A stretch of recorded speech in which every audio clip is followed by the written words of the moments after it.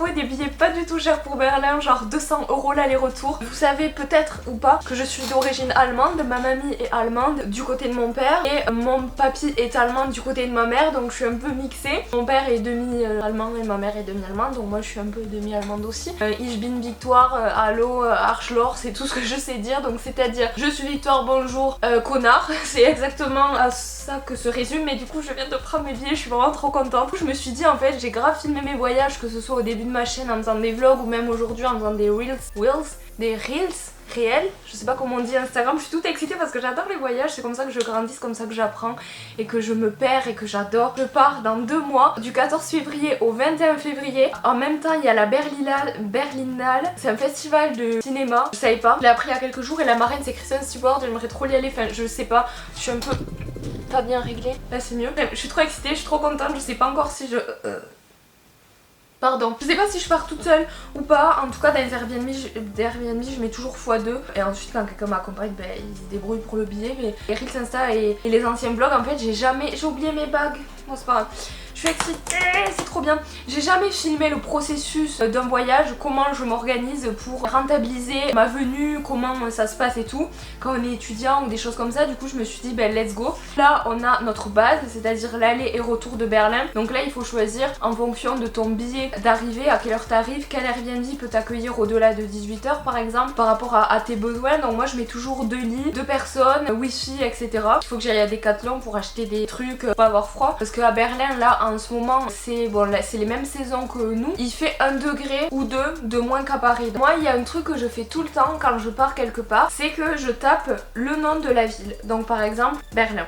Et là, je vais rajouter les essentiels à voir. Ils vont mettre Berlin, les incontournables. Quelles choses à faire incontournables à Berlin? Que faire? Comment visiter Berlin en 4 jours? Il faut environ 4 à 5 jours pour visiter la ville selon les sites que j'ai observés avant de faire la vidéo. Moi, je pars 1 semaine, donc ça veut dire que j'aurai bien le temps de l'explorer et de peut-être aller au-delà. Mais je pense que je vais me concentrer uniquement sur la capitale. Et puis si j'aime bien le climat, les personnes, en fait moi je juge une ville à la gentillesse, à l'accueil des personnes, sur les touristes, même si je me plie énormément, enfin genre tu vois par exemple à Amsterdam on n'avait pas le droit de fumer dans les rues, c'était que dans les coffee shops, ben je faisais jamais ça, on n'avait pas le droit de faire certaines choses et tout. Par exemple en Russie ben sourire c'est mal vu, donc en fait je m'adapte toujours, tu vois. Je critique beaucoup les personnes qui par exemple vont en Espagne et vont se plaindre parce que les restos sont pas ouverts à 11 h du matin, j'allais dire 10 h. Par exemple à Paris les premières fois que je venais je faisais pas ce que tout le monde faisait, à me mettre à gauche de façon immobile dans les escalators, alors que à gauche c'est pour ceux qui montent à pied, tu vois. Ou alors des sorties de métro, ce qui me saoule c'est les gens qui sortent maps à la sortie de métro,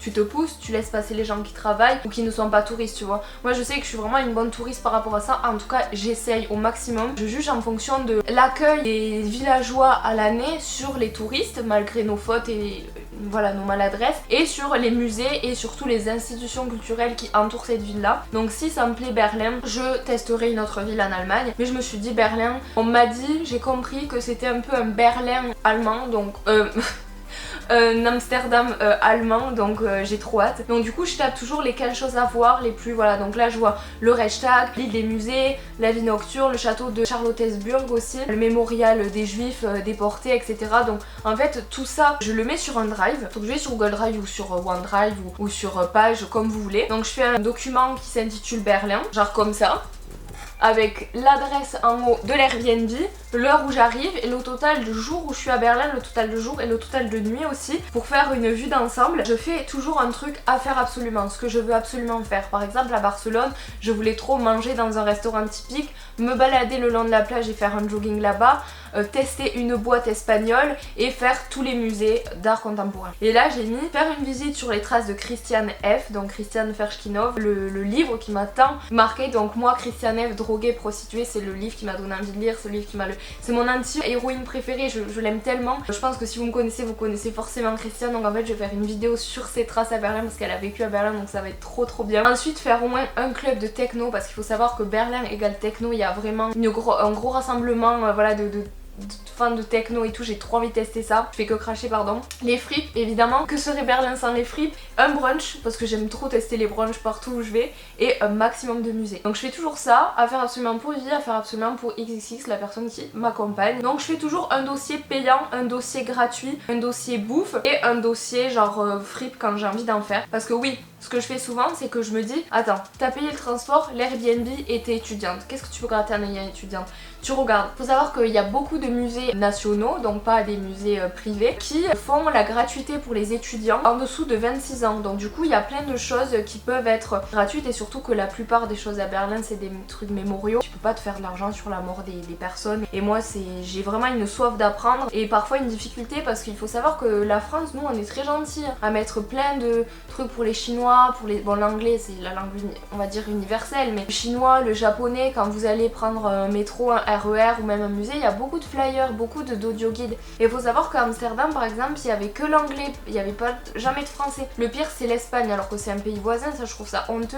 Il n'y avait que des flyers en espagnol et en catalan. J'en ai chié pour trouver un document en anglais. Donc faut savoir qu'en France, on est vraiment très gentil avec ça. Et c'est pour ça que quand je vais à l'étranger, j'aime pas trop payer les musées parce que je ne comprends pas toute l'information. J'ai pas accès à un savoir aussi élevé que après vous allez me dire t'as qu'à parler couramment anglais, mais je n'ai pas ce capacité là. Donc du coup je suis là, tu vas à une ville pour la toute première fois, t'es étudiante, fais tout ce qui est gratuit et en escargot tu fais voilà ce qui est payant petit à petit. Mais pourquoi faire comme ça, un truc payant, un truc gratuit, un truc payant? Ça sert à rien. Tu fais les trucs gratuits et s'il y a des trucs qui t'animent vraiment comme moi le château et tout, payant, tu payes.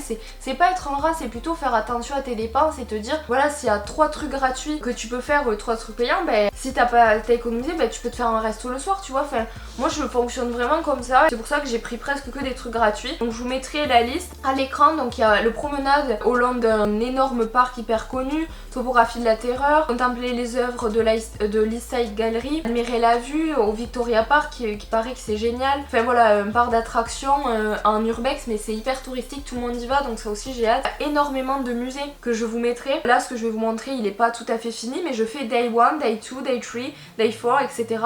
Et je mets un peu les journées types, même si elles sont modulables évidemment, on n'est pas à l'armée, on va en vacances, on va se détendre et explorer. C'est pour avoir des journées types, pour voir un peu, le but c'est de voir ta Berlin là, le but c'est pas de faire comme ça dans Berlin, le but c'est de faire comme ça par zone.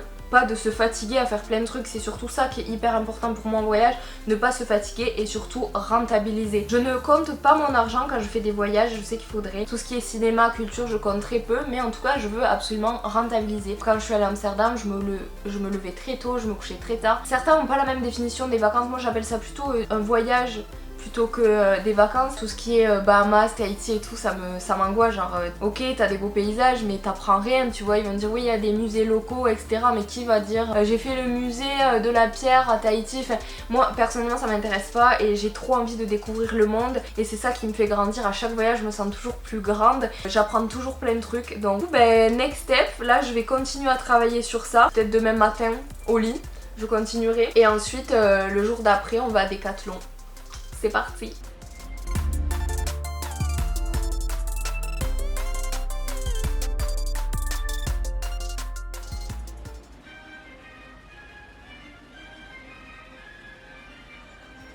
Le plus important en fait c'est de faire petit pas par petit pas, genre vous tapez les choses les plus incroyables à faire à Berlin si vous venez que 4 jours, enfin je sais pas comment, je suis pas réveillée là. Et vous faites genre la première et la deuxième page de Google, il y a beaucoup de choses qui vont revenir, vous allez voir en fonction des dates s'il y a des trucs qui sont fermés, s'il y a des trucs qui valent plus le coup, des trucs plutôt récents ou plutôt vieux, enfin vraiment. Moi je fais toujours un escargot, comme quand je venais à Paris, j'ai toujours fait Arc de Triomphe, Louvre, Tour Eiffel, Cédric Grolet, Jardin du Luxembourg, nanani nanana, et là du coup je me retrouve dans des musées que personne connaît, genre le musée de la chasse, le musée, enfin plus rare on va dire, mais du coup moi quand je vais vraiment quelque part c'est vraiment un escargot. Voilà, donc là du coup j'ai fini le Google Doc, j'ai fait une liste de tout ce que j'avais de gratuit à faire, genre en mode les musées, les activités et puis les restos, bon les restos c'est payant évidemment, et ensuite je mets les horaires et les jours où c'est ouvert.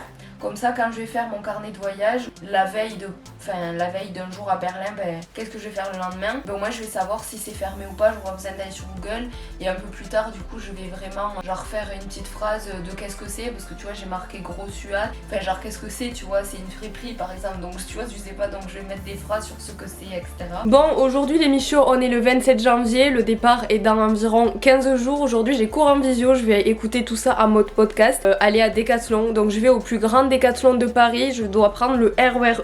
Je vous avoue que je n'ai pas trop envie de prendre cet RER parce que je ne le prends jamais. Je prends juste le A pour aller à Disneyland et à l'école puisque mon école est à Marne-la-Vallée, elle est pas à Paris. Je vais faire la grosse touriste aujourd'hui en plus de ma caméra, donc on est dans le thème, je vous amène à Decathlon.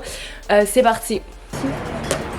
Bon, ça y est, je suis enfin arrivée devant ce putain de Décathlon. Vous savez pas comment j'ai galéré à venir ici parce qu'il y avait des déviations et tout. Enfin bon bref. Et ce que je vous ai pas dit, c'est que j'ai gagné 50 € chez Décathlon en participant à un jeu concours de merde du Crous en début d'année en septembre. Et du coup j'ai dit bah je m'en servirai quand j'en aurai vraiment besoin. Du coup bah là j'en ai grave besoin, donc du coup je vais y aller. Je vais avoir rien à dépenser, genre je suis trop contente. Enfin je vais me fixer un budget de 50 €, je vais le dépasser si j'ai besoin. Donc let's go. Bonjour. Excusez-moi, c'est vous qui vous occupez des rayons rando? Ouais. J'aurais une petite question. Ouais. Je pars vers une semaine. Ouais. J'ai un budget 50 € et j'aimerais ne pas avoir froid. Ouais. Donc je voudrais des lycras de haut de corps, de bas, enfin tout ce que vous avez pour avoir chaud quoi. Mettre en dessous d'autres habits par exemple. Après si vous voulez, ce qui est pas mal pour pas avoir froid, c'est des sous-vêtements thermiques qu'on a au rayon ski. Ok. Qu'on met en dessous justement du jean, du pantalon et pareil en en faire dessous. un mix des deux. Ouais. En vrai je fais rien du shopping. Après on taille petit hein, chez Decathlon. Sinon je peux pas essayer? Si, il y a des cabines au fond. Ok. Le mieux c'est que vous essayez. Parce que XS c'est trop petit. Ouais, je pense que XS ça va être un peu cher. Oui. Du coup ça c'est pas mal pour mettre en dessous. Mais vous avez pas, il y a vraiment que ça? Ouais, tout ce qu'on a ici normalement c'est en rayon. Ok. Bon bah je vais essayer ça. Ben merci hein. Je vous en prie. C'est plus simple que prévu, merci. Bonne journée. Bon bah du coup ils ont pas ma taille en legging. Genre il y a que du L alors que je fais du M. Donc j'espère que j'ai grossi. Sinon je sais pas comment je vais faire. Sachant que je mets des pantalons amples. XS ça va être trop petit pour moi et L j'ai peur que ça soit trop grand, mais du coup je vais quand même essayer. Et sinon genre c'est des lycras comme ça qu'ils ont, mais je pensais qu'ils allaient avoir plus de choix, mais du coup il y a vraiment que ça. Donc je pense que pour 50 € je peux me prendre deux comme ça, deux comme ça. Après il y en a pour les hommes, mais pareil ils ont à tout moment je me prends un bas, mais pour les hommes hein. Je prends un S pour les hommes, donc ça ferait peut-être un L pour femmes. Mais voilà ils ont ça, les trucs à 13 €, voilà c'est ça que je pensais. C'est exactement ça que... Mais pourquoi les hommes ils ont plus de choix que nous? Ah si on a aussi. Mais je vais regarder tout ça et je vais aller essayer.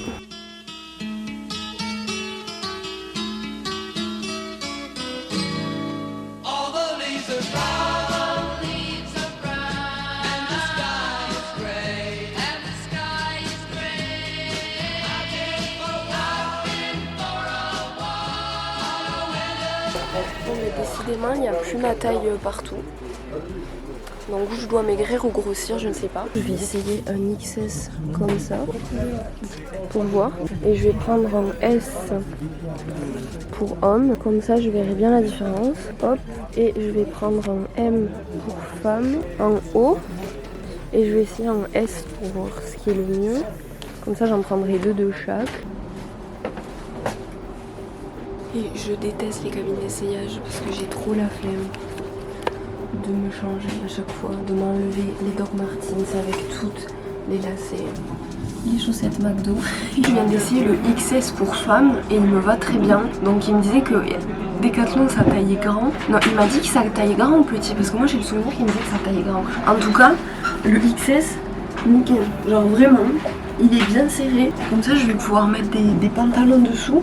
Franchement je vais me prendre deux XS comme ça. Dedans c'est pilou un petit peu. Évidemment là j'ai un haut, ça va pas du tout avec. Et du coup je vais même pas essayer les autres bas. C'est même pas la peine. Donc le L et le S, on s'en fiche. Le deuxième il me va aussi, donc je le garde. Du XS aussi, je comprends pas du tout. Donc c'est bizarre, enfin tant mieux. Par contre lui j'ai galéré un peu.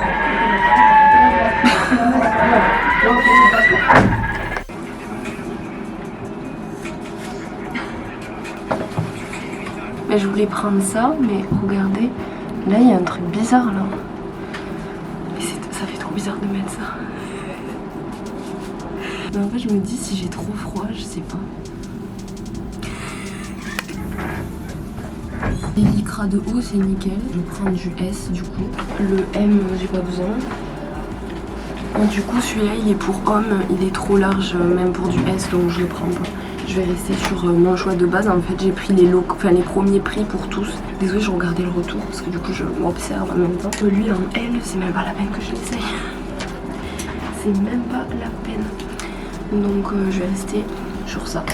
Je sors de Decathlon, j'en ai eu pour 49 € au lieu de 50. Du coup j'ai pu prendre un sac, enfin, en gros ça m'a coûté 0 €. J'ai pris 3 lycras de haut, 2 lycras de bas. Et en plus de ça j'ai pris 5 trucs comme ça. En fait c'est des sortes de boules thermiques. Tu le mets dans tes chaussettes et tu le mets dans tes mains ou dans tes moufles et en fait ça te chauffe pendant 4 à 5 heures, c'est trop bien s'il y a des jours où vraiment il fait trop froid parce qu'en fait Berlin je vais surtout faire des musées et tout, mais bon si je dois aller dehors ça va être trop bien. J'ai pris aussi des gants pour quand même faire des vlogs et aller sur mon téléphone faire des stories, ça marche sur le téléphone donc c'est nickel. Je voulais prendre un bandeau ou une cagoule mais comme je vous l'ai dit ça me fait un truc bizarre ici. J'ai essayé plusieurs, je pensais que c'était un défaut ou c'est un défaut de série et en tout cas j'en ai pas pris parce que je trouve que ça fait hyper bizarre. C'est parti pour Berlin, j'ai trop hâte vraiment. Bon, ben j'espère que cette petite vidéo vous a plu et que ça vous a donné envie de partir en voyage et vous avez vu un petit peu comment je m'organise. Il manque plus que la valise que je vais faire demain, mais vous allez le voir maintenant. C'est parti pour la valise et puis ensuite on se retrouve pour le vlog de Berlin. Je pense que je vais vous faire un vlog de la semaine en entière et pas vous filmer tous les jours, mais vous filmer 2-3 trucs, les bonnes adresses et surtout que j'ai pas dit au début de la vidéo, mais c'est les choses à savoir avant de partir vers Berlin. Qu'est-ce que j'aurais aimé savoir moi avant de faire mon voyage. J'espère que ça va vous plaire, j'espère que ça va vous aider surtout parce que c'est vraiment pour ça que je fais la vidéo. Et puis voilà, let's go pour la valise. J'adore faire une valise, j'adore tout plier, tout là. Je suis partie pour faire ma valise, je me suis mis en clone, je me suis mis vraiment un haut et un bas de lycra. Là c'est mon avatar standard et c'est normal qu'il y a un matelas gonflable parce que Guillaume est chez moi. Donc du coup, étudier quel vêtement est toujours joli sur moi et genre correspond avec ces ras du cou et ces lycras que je porte actuellement pour voir qu'est-ce que je peux faire comme tenue. Donc du coup je pars 6 jours sans compter le jour de départ et le jour d'arrivée. Donc il me faut pas 6 tenues, je vais prendre je pense 4 tenues et demi. Je pense que je vais faire un pull pour 2 jours parce que sinon ça rentrera jamais dans cette valise qui est assez petite. Essaye de voir quelle tenue va avec quoi, essayer de prendre quand même une tenue de soirée et une tenue de club. Donc je vais voir ce que je peux faire avec les vêtements que j'ai. Et puis let's go, ça va être un peu foutoir parce qu'il y a déjà la valise de Guillaume, enfin j'ai plein de trucs à faire chez moi en ce moment, donc je pensais vous faire un close-up parfait de ma valise, mais du coup ça sera pas forcément le cas, mais je vais vous montrer quand même comment je m'organise et tout ça. C'est marrant. Donc ce qu'il faut savoir, ce qui est très important à faire dans une valise, ok il y a les photos Instagram, ok il y a avoir envie de porter des belles tenues en vacances, mais il y a aussi le côté pratique, le côté basique et le côté aussi confortable, puisque tu n'es pas dans ta ville, tu vas pas rentrer tous les midis ou tous les soirs hyper tôt pour manger, enfin il faut quand même une tenue qui te tienne toute la journée. Donc du coup moi ce que je vous conseille c'est de prendre au maximum, genre en plus des lycras, vous voyez des cols roulés genre blancs, des cols roulés noirs, des sous-pulls et un sweat noir basique. Ça c'est vraiment la base, et puis un jean clair que tu peux mettre avec tout, que ce soit si t'achètes un truc en fripe que tu veux mettre direct, c'est un basique, tu peux le mettre, voilà, et un petit blazer. Bon là je suis pas encore sûre, mais vraiment ces 3 trucs, les sous-pulls de toutes les couleurs parce que c'est tout petit, franchement ça prend pas de place, et voilà. I wanna be free, I wanna just live inside my Cadillac, that is my shit. And now throw it up, that's what it is. On a fait de 8h du matin à 18h le trajet.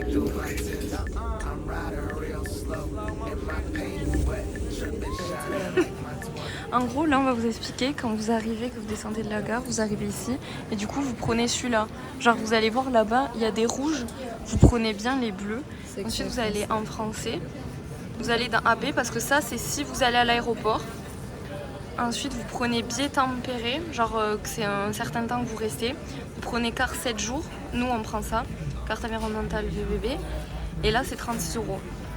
Si ça n'a pas augmenté d'ici que vous venez. Et après vous payez et nous on a mis environ 1 heure à comprendre. Du coup, parce que c'est des billets genre comme ça, c'est un billet comme ça 7 jours et que vous allez composter à chaque fois. Ce qui est chiant en fait c'est que c'est en papier, du coup s'il pleut, vous l'avez un peu dans le cul. J'espère que c'est ce qu'on a pris, j'espère vraiment que c'est bon ce qu'on a pris vraiment. Bonjour. Premier moment du vlog, aujourd'hui on est le 14 février, la fête des amoureux. Nous sommes arrivés à Berlin. La lumière est un peu hideuse parce qu'il est assez tard et on a fait les courses. Déjà on a fait je sais pas combien d'heures de train. J'ai révisé une vidéo que je vais vous faire ici. On a fait les courses, on s'est douché, on a mangé et on s'est installé dans le Airbnb. Je vous ferai un room tour demain parce que là il fait trop nuit et la lumière va être un peu agaçante. Même déjà que là c'est limite. Et puis voilà, le vlog commence vraiment demain. Je suis épuisée. À demain avec une meilleure mine.